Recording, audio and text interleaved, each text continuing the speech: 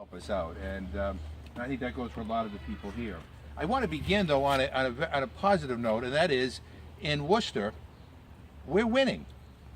We are winning important victories. We haven't won all the victories, but we're winning. Now think about it.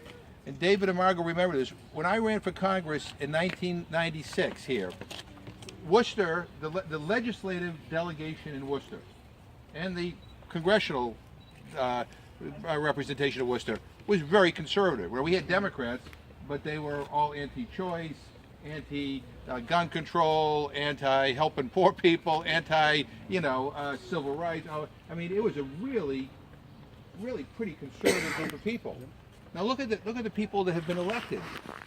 I mean, in city government and in state government and congressman. I'm the first pro-choice congressman that has ever represented this district.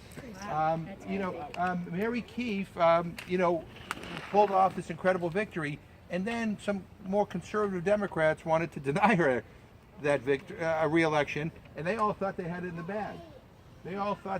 bag. I mean, it was amazing. And not only did you win, you crushed them.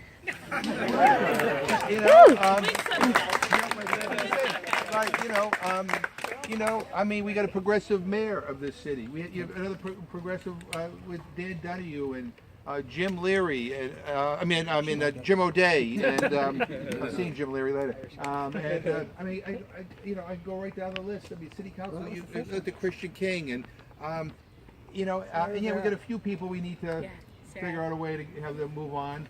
But the deal is this city's leadership looks dramatically different today than it did 20 years ago. And that didn't happen by accident. And part of, a lot of the people here, have been on the forefront of the battle for a long, long time.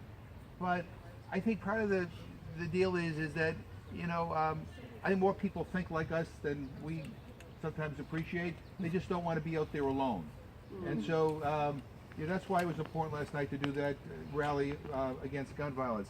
People want gun control, but they don't want to get out there and feel like they're the only ones saying we ought to have sensible gun control laws. They don't want to, be the only one out there having someone point their finger at them and saying, you're wrong, or being targeted on right-wing blogs or right-wing radio. They want to feel that there's a group here, that they're not alone. And I think that's why Progressive Worcester and Progressive Massachusetts is so important, because, as Martha said, this is not just about Democrats. Anybody who's a progressive. Remember, Green Party. There may be a few really old progressive Republicans still alive. We'll take them too. Who used to care about the environment and about civil rights. But this is about values and about things that we think are important. And I think I think we got to fight. This is the moment. Mary pointed out that if you turn on the radio, all you hear is hate. I mean, out of our local radio station here, all you hear is hate. And the guy who's in the morning, it's disgusting, some of the things that are said. But their vitriol and their hatred is intimidating to a lot of people who hear that in the morning. I was at a supermarket getting groceries, and I was getting checked out, and the woman behind the counter said, she says, you Jim McGovern? Says, yeah. She said, well, I just want you to know, what they say about you on the radio. I said, well, don't worry about that. She said, well, it bothers me because it must hurt you. I said, you know what? It doesn't hurt me anymore. I mean, I understand what they're trying to do.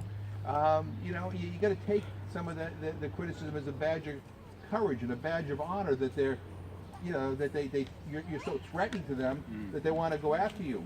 I think we got to understand that we're the counter, and we're not going to counter them by being like them and by saying the hateful things in return. We're going to counter by talking about things that unite us.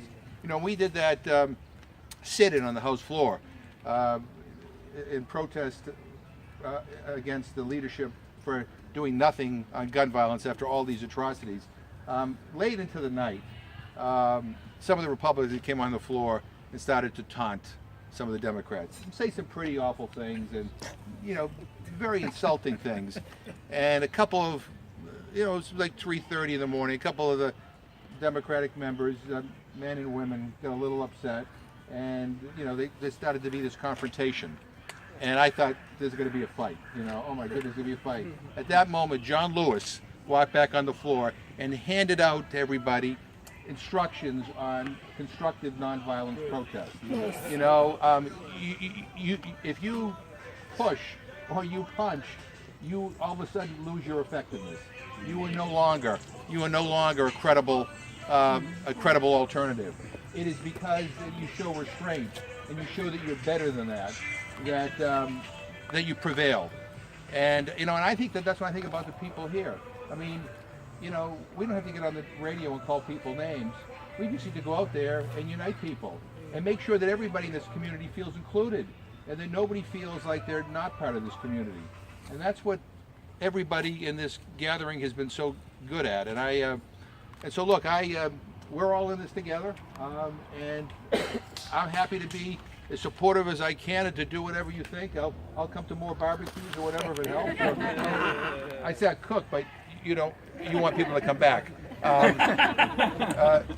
But I really appreciate this. And just so you know, for me, coming here, you know, on a Thursday night, on the eve of the 4th of July festivities, to see so many people gathered, you know, in the backyard of this beautiful house is really inspiring. I mean, I think we all have to look at each other and say, this is hopeful that we're all from this area and we care enough about politics and about issues to be here.